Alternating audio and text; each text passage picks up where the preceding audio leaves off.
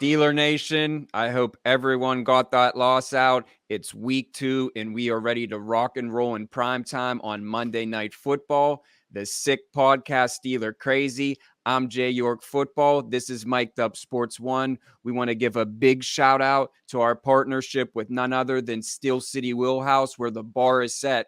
Tires for everything. I think they might even have motorcycle tires. You can now purchase online at steelcitywheelhouse.com. Financing is available. Call John and John down there. They're doing great things in Washington, PA. Another location in Imperial. Really just, it's like, I say it all the time. It's like Pittsburgh's West Coast Customs. And they have everything. Pimp my ride. Customize. Yeah. Exhibit. So yeah, man, that's a throwback. But so make sure that you stop down there, check them out, and see what they can do for you and soup your car up. But we got a hell of a show for you today. We're excited. We're going to be talking fantasy football later in the show, but we're going to bring on a Steelers former punter, first and foremost. You know his name in the Steel City. This guy, of course, did some radio. He loves talking Steelers. Let's bring him in right after Sammy runs it. Turn up your volume. Because you're about to listen to The Sick Podcast. Steelers Crazy. Harris Smith shields. Flacco, Polamalu takes it home. Super Bowl 43. Pittsburgh might be bound for that thanks to number 43. The sickest Pittsburgh Steelers podcast. Sports entertainment like no other. It's gonna be sick. Let's rock. Former Steelers punter Josh Miller is joining us on the Sick Podcast, Steelers Crazy. Josh, what's up, man? Not too much. How are we doing, guys? Great. Excellent. Major disappointment that weekend. That was such a letdown, huh? All that good kielbasa, all those good steaks, we thought through and through what we want to eat when we see this new Steeler team take the field and what it's going to be with a whole offseason to work together and all the. But what a letdown. Just a brutal showing. What the hell happened, Josh? Obviously nothing was good. But we could go down an hour. Yeah, what was wrong? The game was over immediately. When you do that to your defense, forget about everything. Forget about seeing all the red jerseys in the crowd. I don't even mind that. I'm going to get past that because you know what? Let the Steelers prove that you don't need to sell your tickets. You can go to the game. I'm not even worried about that. I'm not mad about that or anything at all. They're still the greatest fan base across the country. I have no problem with that. I have a problem, and so would any defense coordinator, anybody that weighs over 275.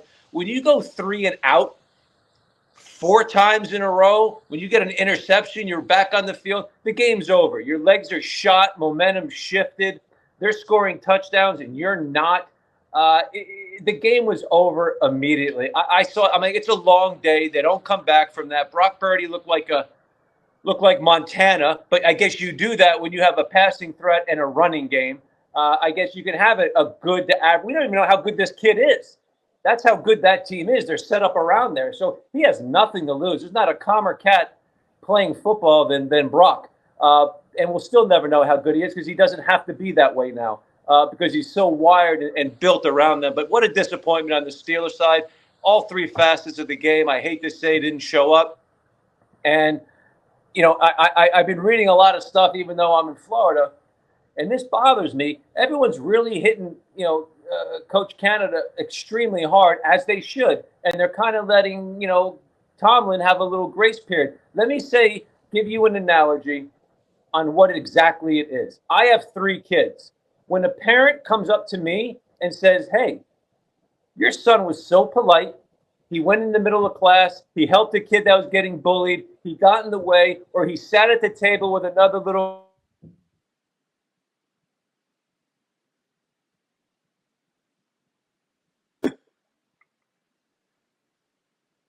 Can you hear him?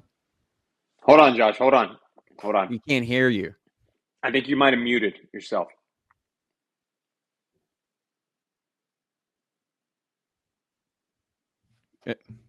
We always use the phone. I could read your lips right now. Maybe turn off your Wi-Fi. Go on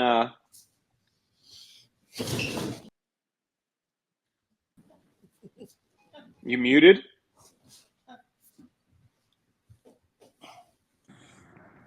What do we think, Sammy Nanella? Any advice? There we go. We can hear you. You hear me now? Yep. Yeah, you're good. Okay, that was a hell of a start. So, Sammy Nanella, what do you think? Where should we pick off at? You were just given the amazing analogy. Yeah. Okay. Should I start the analogy over? Yep. All right. You think that'll be okay, guys? Yeah, that will let it in some way. All right. So you were just Thank like, you. I got an analogy for you. That's what you did. Absolutely. So when my kid, when he goes out and other parents or a school teacher comes up to me and says, hey, what a polite young man you have. He did this. He did that. He helped a little kid that was getting picked on, or he stayed after class with a foreign exchange student to help them get acclimated with the school. That's a reflection of the parent. We'd love to hear that. Okay. Now, if he threw an F-bomb in geology or was a bully, guess what? That's also my fault. So when I see people going easy on Mike Tomlin, he might be a nice guy, but they're all his children. Whatever he puts on the field is a reflection of him. When he wins a Super Bowl, you know what happens to his staff? They all get plucked because it came from his tree.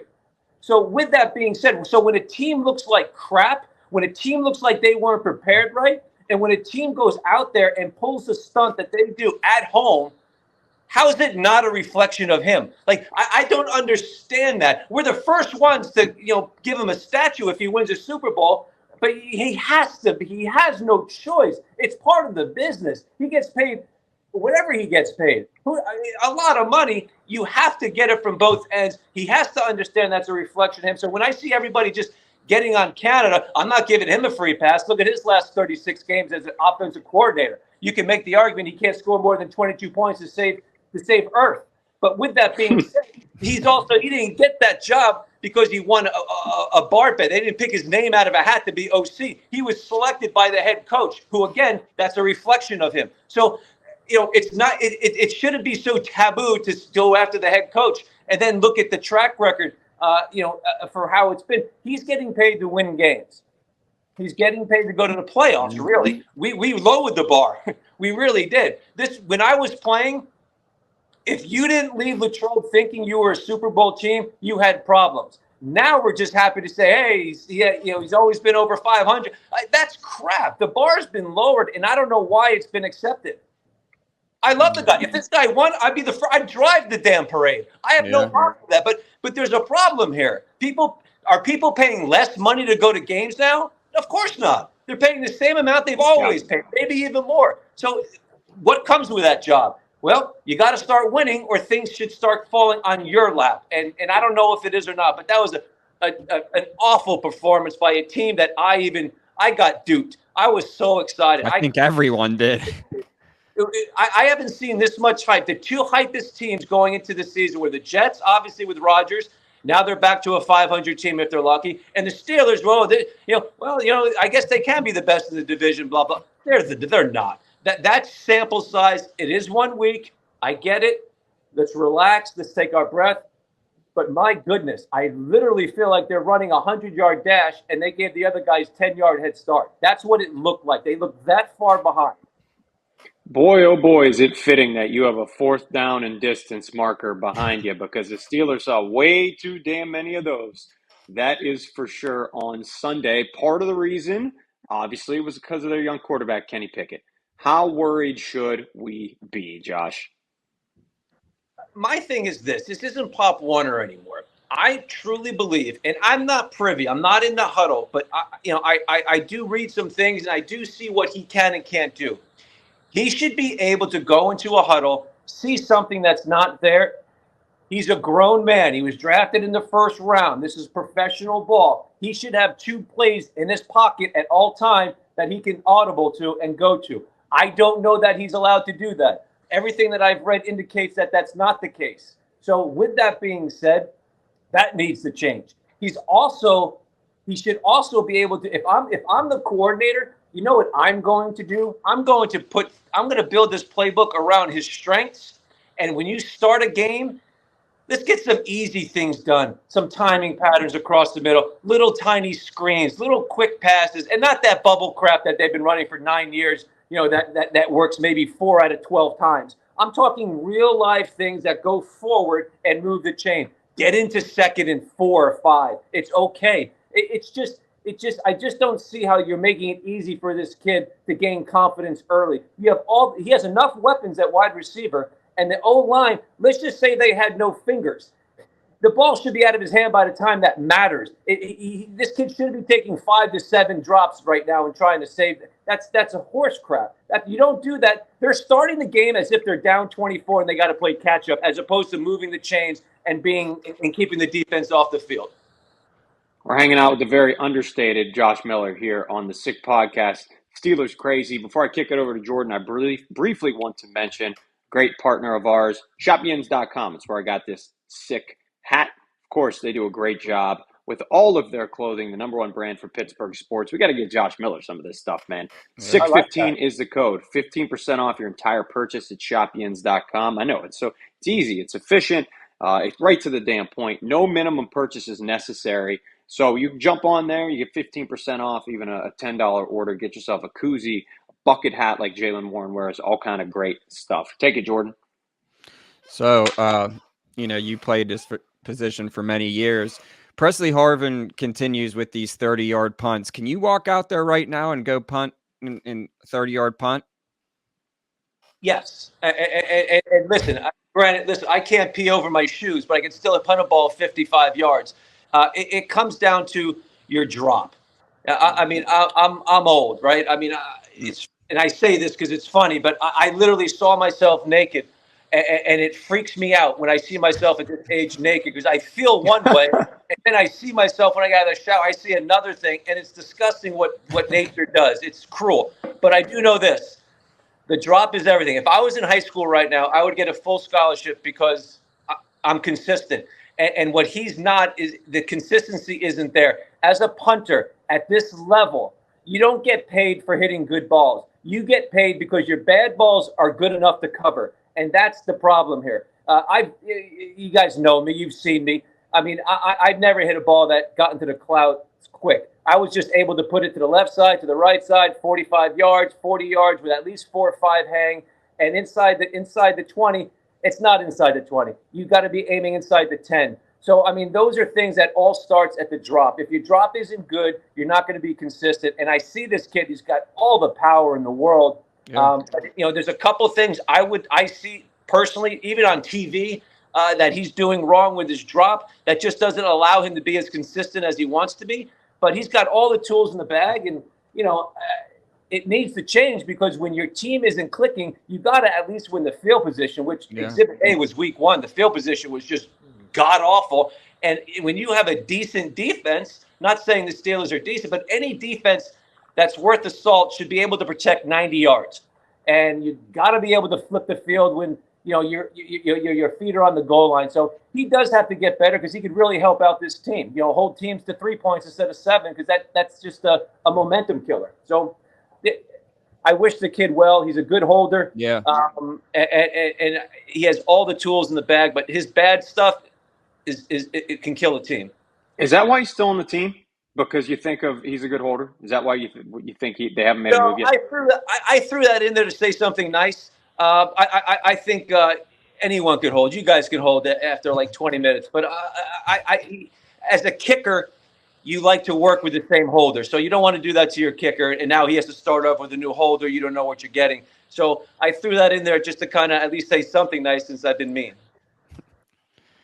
So injuries to Cam Hayward and Deontay Johnson, it's I think Cam's was what they announced at just 8 weeks, Deontay 4. Those are 2 big blows, especially for Cam. He's just a leader in the locker room as well, being a veteran. How do you think that affects the Steelers? Everyone loves to say, well, next man up, it doesn't matter. Yeah. Yes. When you lose someone like Cam, it's a big deal. That's a tough thing to cover up. If you scratch a wall, you can put some furniture in front of it to cover it, and no one knows. But when you throw a grenade through it, you can't tell me that wasn't there earlier. It's going to be a big difference, especially, and correct me if I'm wrong, Cleveland put up 200 yards rushing against Cincinnati. So, what the hell are we going to expect? I don't know what the over is, but I would go way under, because both teams are going to eat the clock up. because they're just going to grind and move the chains.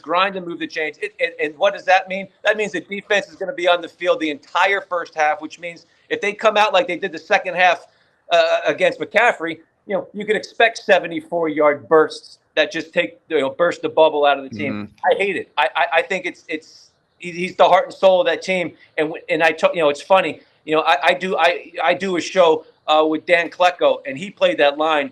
When you're on the field, it's so demoralizing when you see the offense go 3 and out, and you're back up, and then they go 3 and out, and then you're back out, and then there's a pick. There's an INT. All right, quick change there. It's demoralizing, and God forbid if the other team catches wind of this and sense it, and they start going no huddle. So now you can't even have subs, and now you're just draining and take the legs out like a prize fight. By round 6, 7, 8, you're dead with no legs. It doesn't matter if there was 7 Cams out there, but losing Cam literally is the heart and soul of that defense, and I'll be shocked if Cleveland doesn't expose that between the tackles like they ran last week.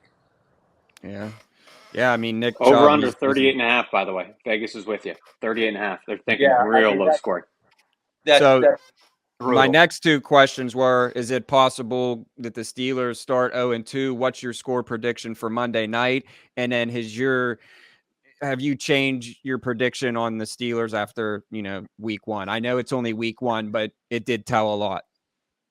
Well, week 1 did tell a lot. I look at Miami and Tua and Tyree. I mean, that's insane. That was 500 yards of offense. Week 1. That was week 1. I look what Cleveland did. They weren't on their A game, and they still held Cincy. Burrow. I'm not worried about Burrow. I mean, people like to say, well, look at his stats compared to Pickett. It's a different conversation.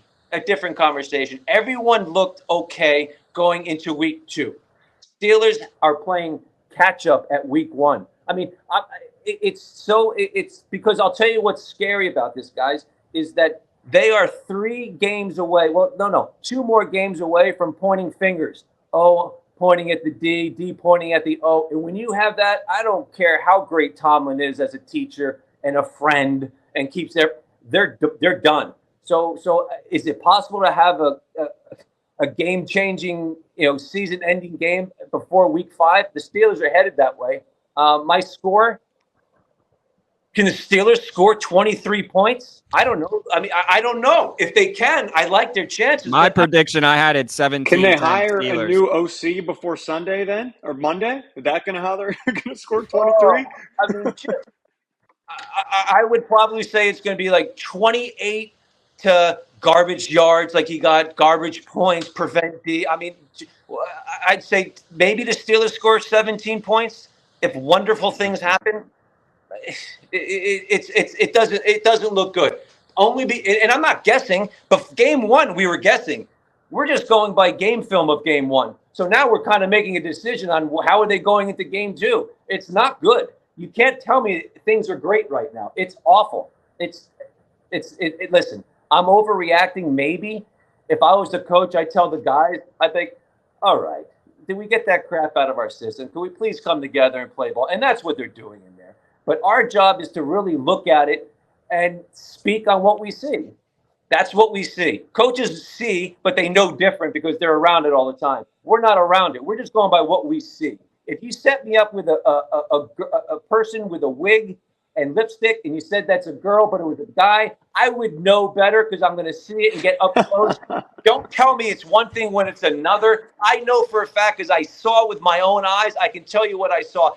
What we saw was garbage, and it was not at the level for a home game for a team that had an entire offseason and a quarterback that was with his OC for the last handful of months, grinding, working for this game. That they were so unprepared, and that's a reflection of the guy that runs it. Because I'll tell you what, if they won 47-12, we'd be saying give this guy an extension. We'd be giving them everything they deserved, but it's the opposite. So why do we have to hold back on that? I'm not. So they're going to lose. I believe so. I hope not. I hope to God not, but I do believe it's a coin flip. Listen, if there was a gun to my dog's head, I'm picking Cleveland. which Powerful pains stuff. me. My wife's from Canton, and it just annoys the hell out of me that because she's a Cleveland fan, which 23 years of paying for everything and marriage, Wow. and 3 kids, she's still going to go with Cleveland, which is I have to live with that. I've accepted that. I can't go anywhere. What are Sundays like in the Miller house? Like, We just feel bad she has to see you naked, like you said earlier. Oh, it's so bad. I mean, it's so bad for her, for what you said, and for and game day. It's exhausting. It's exhausting on game day. so what is your rest of the season predictions? And They're going to make the after, playoffs.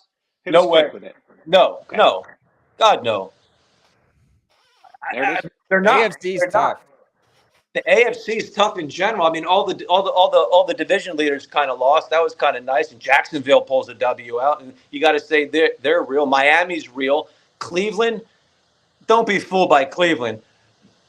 But they still have enough. They showed what they did to Cincy, holding Burrow to under 100 yards passing. They were like, 2 for 15 on third downs? I mean, Cincy's a good team. We've seen that. We've proven that. Game tape shows you that. But yeah, Cleveland, I'm not sold on them, but I'm sold more than I am with the Steelers, and that pains me. It doesn't mean you're not a fan of the Steelers if you say things are bad there. Of course. I mean, we like to be realistic. I love my uncle, but he's a jackass, and A jagoff. I can give you 17 reasons why, but it doesn't mean I don't love him. Doesn't mean I won't catch a bullet for him. I love this team, but right now they're playing way under par. The bar's getting lowered again. So no playoffs. So what is your final score or season prediction? You know what? Kudos to Coach Tomlin. He still won't have a losing season, but he got another 500 season. Well done. Wow. And tell everyone where they can find you. Always good having you on. We really appreciate you. I know you started a new podcast and show yourself, so just tell our viewers where they can find you. I know you're on YouTube as well as your new Twitter. Yeah, so I'm at J Miller Untucked, and our podcast is Untucked. Untucked Show. It's just we just talk guy stuff. We talk about rabbit hole. No, it's not strictly. It's whatever pop culture, everything like everything. I mean, I go hard on Steelers because I'm a Pittsburgh-minded guy. I love Pittsburgh. My kids. I mean, you played for them, so I would hope so. And the guys I'm on the show with played, in New England and Philly, so I got to hear their crap. But it's just a guy show, a place where guys can go and relax and not get kicked in the balls, really, and just don't have to think. Nothing, is Bigfoot real? We could talk 20 minutes about why, and things of that nature. Pyramids, 2.6 tons of block. How the hell does that get to A to B? But we'll discuss it because we had long days and we want to talk about nothing of importance. If you don't want to get kicked in the balls, you should be tucked, not untucked, by the way, for what it's worth. That's a good point. I appreciate that. I'll bring that up to the board. Hey, man, we really appreciate your time always. I know our viewers love us. I know the last episode that we had you on, the feedback, like everyone was just so happy to hear from you. You're a Yinzer forever, and definitely have you back on during the season. Hopefully the next time that we do, we'll be winning again. So definitely. Hey, please, if they flip this, bring me back on so I can say nice. Always. You're always We're going to bring welcome. you back on either way.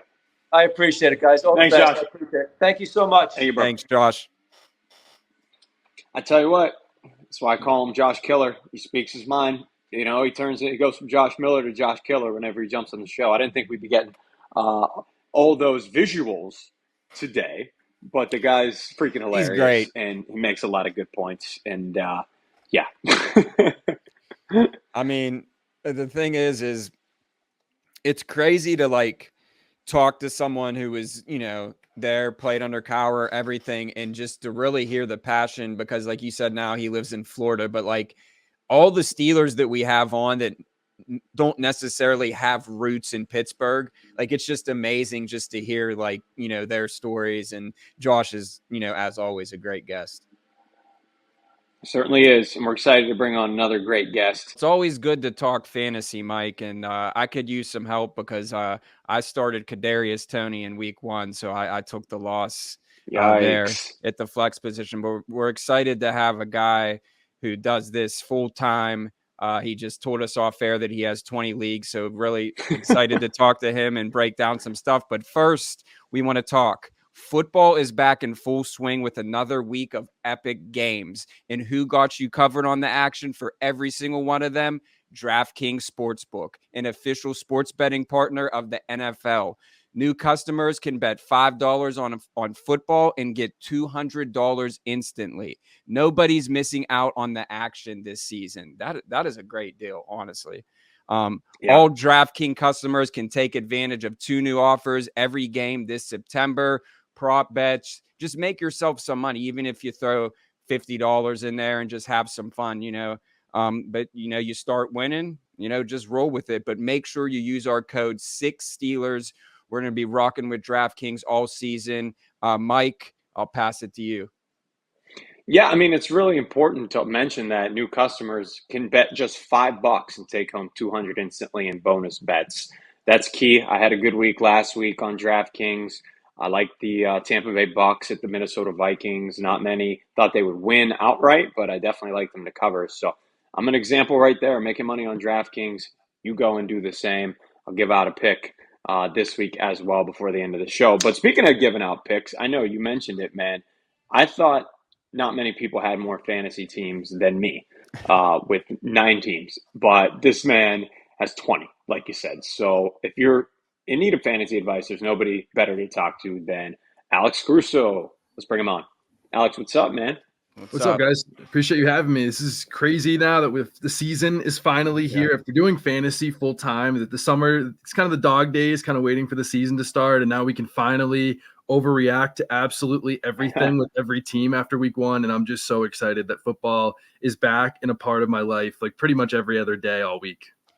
Men are such, I talked to Mike about it. I say men are such simple creatures. We just want to have, some wings, sit on the couch and relax. College football Saturday, Sunday, NFL, Monday, Thursday. It's just the best time of the year. It really is. So let's just dive into it. We're obviously a Steeler-based podcast.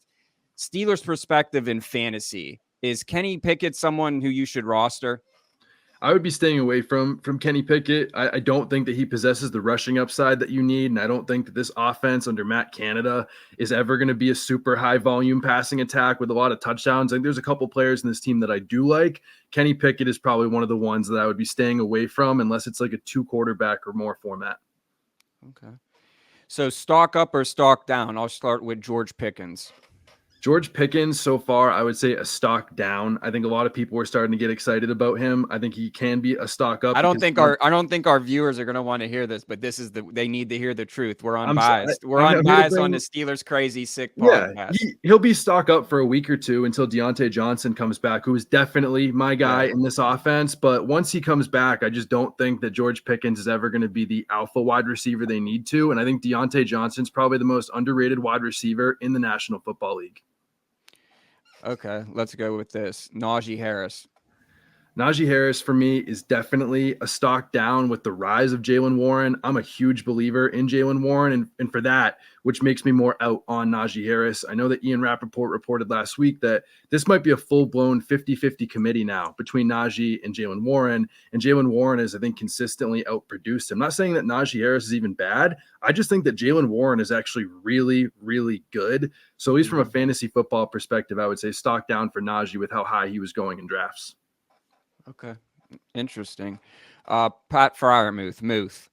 Oh, Muth, it's got to be a stock up. I mean, he was top 10 in most targets for a tight end in NFL history through a player's first 2 seasons.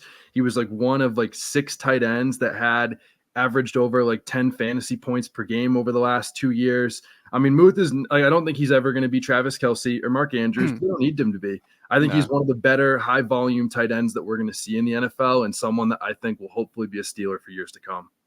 Yeah, likewise. I think that's kind of what got me in the first week, as I stated earlier about starting Kadarius Toney. But it was like he was at my flex position, and it was either him or Tyler Boyd, and it was like I lost by a half of a point, and I'm like, man, dude, it's tough, man. But like you said, you have 20 leagues, I have 2, so. Hey, we're hanging out with Alex Caruso here in the Sick Podcast. Steelers Crazy. You find him on Twitter at Alex Caruso, not the NBA player. You probably get that way too much. I'm a so Bulls. sick of that damn joke at this point. But great. I want to talk about a guy that I picked up in a handful of leagues just yesterday as our waiver wire obviously hit, and that's Allen Robinson, especially in a PPR league. Alex, I feel like following this Deontay Johnson injury, could he be somebody who in a PPR league is maybe worth a flex spot in a deep league? Yeah, I really like him because I think that with how the Steelers' offensive line looked in week one, I don't think that they're ever going to give Kenny Pickett a lot of time to throw. Hence why I was stocked down on George Pickens. He's going to be more their down the field option that they go to on vertical routes. But on those short, intermediate, like slot type targets, that's where Allen Robinson, that's why he was probably like the best Steeler in week one after Deontay got hurt. So I think as long as Deontay is gone, I think that Allen Robinson is probably the Steelers' wide receiver to own in this offense just because of how their offensive line looks. The scheme, I think, is going to really favor these short over the middle targets where Allen Robinson, that's kind of his bread and butter. Yeah, no question about it. Alex has some wonderful breakdowns on Twitter, as I mentioned, Alex Caruso, really detailing a bunch of stock up, stock down. So let's talk about that around the league, opposed to Steelers specifically. Who's somebody in your mind that had a big uptick this week in fantasy? Yeah, I think someone that had a huge uptick that not a lot of people are talking about is Elijah Moore for the Browns. I mean, Amari Cooper sustained an injury in week one. I'm still very bullish on Deshaun Watson being a good fantasy football quarterback, maybe not an NFL quarterback, but Elijah Moore actually led the team in air yard share. He led the team in target share, and he had 7 targets in week one. And I think that he's someone that is going to be really big going forward. I mean, the Steelers last week ran a lot of man coverage. And that's why Brandon Ayuk succeeded. Elijah Moore historically has been a lot better versus man coverage than zone. And I think that he actually could end the season as the Browns wide receiver 1, and not enough people are talking about it. Super relevant, obviously, when it comes to Monday Night Football against the Pittsburgh Steelers. And anybody watching this might not be all that familiar with the name Elijah Moore, opposed to, of course, Amari Cooper or even a David Njoku in that offense. But, you know, he was somebody who showed a ton of potential with the Jets early on and kind of got phased out a little bit. So Steelers fans, keep an eye on him. All right, that's trending upwards. Who is descending? Yeah, I think someone that is definitely descending, or two guys that are in very similar spots, would be Drake London and DJ Moore. I mean, Drake London especially is my number one stock down, and it's just because the Falcons just refused to throw the ball under any game script. They ran the ball at the second most last year, and then you add in Bijan Robinson as a top 10 pick, like they might be even more run heavy. And although that if Drake London was on the Chiefs, like I'd be drafting him as a borderline top 12 wide receiver in fantasy. I think he's as talented as anybody, and that's why his stock was so high in the preseason. But this team just is not going to throw the ball, and I think that that is going to hurt him week in and week out. Another player that falls into that same bucket is DJ Moore for the Bears. The Bears passed the most attempts, I think, of the last 2 years in week one. But overall, their pass volume is just not going to be there every week, and that's not good for DJ Moore, who's going really highly in fantasy. It seems like they still want to get Darnell Mooney and Cole Kmet involved in this offense, and the total volume is just not going to be there enough for DJ Moore to be consistent week to week like we'd want him to. Of course, two guys that I'm rostering and have multiple shares of. But I guess when you have as many teams as we do, you're kind of rostering everybody. Yeah. Like I will check my team at the end of the games in the slate after Sunday night, and I don't even look at who I'm playing because obviously I'm sure you're the same. 90% of the guys you're rostering, you're playing anyway. It's way too much to keep track of. Speaking of keeping track, if you're in a deep league, if you're a dedicated fantasy player, you got to keep track of that freaking waiver wire, man. Listen, you got some names like Puka coming out this week. You want to talk about some guys that obviously you got to pay attention to that necessarily a casual fan did not know about.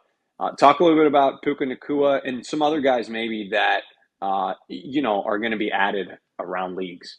I think the two people that should be on everyone's radar are definitely Puka Nacua, who set the rookie record in week one for most targets. He had 15. He's playing this Cooper Kupp role in the Rams offense. He actually was the most efficient wide receiver in all of college football over the last 2 years for any player not named Jackson Smith and Jigba, who was the first wide receiver drafted like this past year. He had a really weird coaching staff at BYU, which definitely held him back in how they were using him. but on efficiency, a per route basis, he was as good as any wide receiver. And we immediately saw that translate in week 1. And I think that's something that'll stay as long as Cooper Kupp is out. Puka Nacua is somebody to own. The other guy would definitely be Joshua Kelly for the Chargers. Austin Eckler, from all the videos and medical doctors that I talked to, probably had a high ankle sprain, which probably means he's going to miss about 2 to 3 weeks. And even with Eckler playing, they saw a much increased usage for Joshua Kelly after bringing in the Cowboys offensive coordinator, who they ran a lot of 2-back sets with Tony Pollard and Ezekiel Elliott. Josh Kelly might have some standalone value even when Austin Eckler comes back, but is going to be a borderline top 12 running back as long as Eckler's out. The last guy that you're not going to see on any waiver wire list that you're looking at, and someone that nobody's really paying attention to, but could be really good if you have an immediate need in fantasy football, is Zach Moss for the Colts. I mean, the past week, they lost their number 2 running back to a torn ACL. Deion Jackson, who was their starter and had 19 touches, was like the least efficient running back in the entire NFL for any starter last week. And it had been reported that Zach Moss, who's coming off injury and has practiced fully this week, was going to be their starter while Jonathan Taylor was out anyway. He was averaging over 18 touches as the starter at the end of last season. I think he's going to continue that over. He has a dream matchup against the Houston Texans this week, and at least for the next 3 weeks, maybe more if they trade Jonathan Taylor. Zach Moss is going to be the running back 1 on that team, and he's still owned in less than 15% of fantasy leagues. Wow, all good stuff. All right, Jordan and I were talking this a little bit off air. We were like, we have to ask Alex this. He's got so many teams you can't count on 4 hands. What's your favorite team name? What do you got going on? Do you have a favorite team name in one of the 20 that you got to brag about a little bit? Oh man, I am I allowed to use like semi swear words on this? Hell yeah, man. We're a podcast. Give it to us. It could be R-rated. Like it has nothing to do with fantasy football, but like, so I have a 10-pound dog at home. She is like really, really, really tiny. And my mom had taken this like hilarious picture years ago of her like just taking a piss outside. And I saw that picture randomly scrolling through my camera roll, and I was like, I think we have it. Like, this has got to be a team name. So I have taking a piss of her just taking a big squat in the middle of the grass. And like, I don't know why. Every time I look at it, I mean, it's your dogs. You know what I mean? Yeah. Like, I always will like laugh at it. And I've never seen someone with a team name called Taking a Piss. So that's like, can you imagine just like, oh, I'm playing Alex at taking a piss? Like, it's a good laugh. Well, that's what my teams did in week 1. So hopefully your team does not do that, because it's what Jordan's team did, it sounds like, too. Alex, thanks so much for joining us, man. You're going to make a lot of people happy and a lot of money, hopefully, if they're in some cash. Tell everyone where they can find you, too. Yep, 100%. Yeah, biggest places definitely on Twitter at Alex Caruso. I also linked right in my Twitter or any of my other social medias at Alex Caruso. You'll find my daily prop newsletter, player props in your inbox for every single NFL game this year. We've been hitting at 60% over the last week or so now. So definitely tune in for some player props and just trying to help people, give them some good data and help them win. All good stuff. Hey, we appreciate your time. We'll definitely have to have you on again. Best of luck with everything, and best of luck. Thank you. Thank you, brother. See ya. I'm telling you what, man. Now you have all the tools to go out and crush it out there with your squad. I need a prayer for my league. There, I checked the waiver wire. There was nothing week on 1. there. You sound like Steeler fans. Like, we're giving up. No, I just tweeted out it's today. I said, Steeler Nation, I love you guys to death, but just the overreaction. I mean, we started we were just talking about it. 2-5. 2-5 last year. 2-5. Raiders, Texans after the Browns, and we're gonna beat the Browns. Whatever. I'll eat my words if we don't, but we're gonna beat the Browns. And I see 2-2. I do. I see 2-2 after these 4 games in some form or fashion. Even if they lose to Cleveland, I could see them bouncing back, beating the Raiders, and they better beat the Texans. I feel like that's a given right there in that game. Yeah. So I want to shout out a couple things. I want to talk a little bit about Shop Yins. I know we already brought them up once, but I want to tell you guys a little bit about this cool giveaway that we're doing on our Twitter site over here at Sick Pod Steelers. What we're doing now for Shop Yins is we're going to give a $10 gift card away every single week. Okay. Well, potentially, I should say. You're going to guess the final score of the Steelers game each week. Okay. If you guess the final score, you're going to get a $10 gift card from the #1 brand for Pittsburgh sports. However, if nobody guesses the score in that given week, it rolls over to the next week. It has to be the exact score. So this thing keeps rolling over. It might get up to $1,000. You can get $1 million from shopyins.com if this thing keeps rolling over. And also, listen, you can win every week, enter all the time. It's going to be fun, and you can get some great stuff from Taylor over there at Shop Yins. So before we leave you, I want to obviously make sure you go ahead and check out Shop Yins with 2Zs.com and get a hat like this, some other sweet swag. That is for sure, JY. Yeah, and then another partnership that we're excited to get started with, Brushes and Beans in Murraysville. Caffeinate and created Brushes and Beans Cafe. Visit them at 4550 William Penn Highway in Murraysville. The atmosphere is great there. I like I said, I'm a double shot espresso guy. Start your weekend, bring the kids there, do some art. I know we're going to be collaborating with Mark and them over there on some stuff, and they really support athletes too. They're doing a lot of stuff with Pitt and just all great stuff over there. So make sure you stop by and tell them that the Steelers Crazy Sick podcast sent you.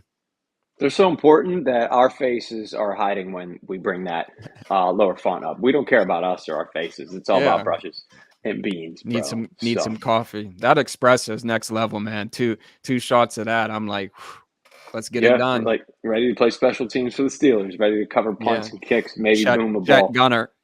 Yeah, maybe boom a ball further than Presley Harvin. That's for sure. So, all right, man, we thank everybody for watching this show. It's been another awesome show. Make sure you subscribe to the Sick Podcast on YouTube. We got the Jaylen Warren Show every Tuesday. How cool is that? We're going to have a live show with Jaylen one of these days. We're going to have him bringing on guests as well throughout the season. It's the best podcast in the Berg, man. We're really happy to have such a cool dude to sit down and be transparent with us and take these, things straight from the locker room to the Sick Podcast. Steelers Crazy, man. So it's been a pleasure. Very fortunate. And again, we do this for you guys. I'll say that every episode. This is for Yins. That's what we do it for. Till next time, go Steelers. Juliana. And that's a wrap. Hope you don't miss us too much until next time. Follow the Sick Podcast Steelers Crazy on YouTube, Instagram, Facebook, Google Play, and Apple Podcasts.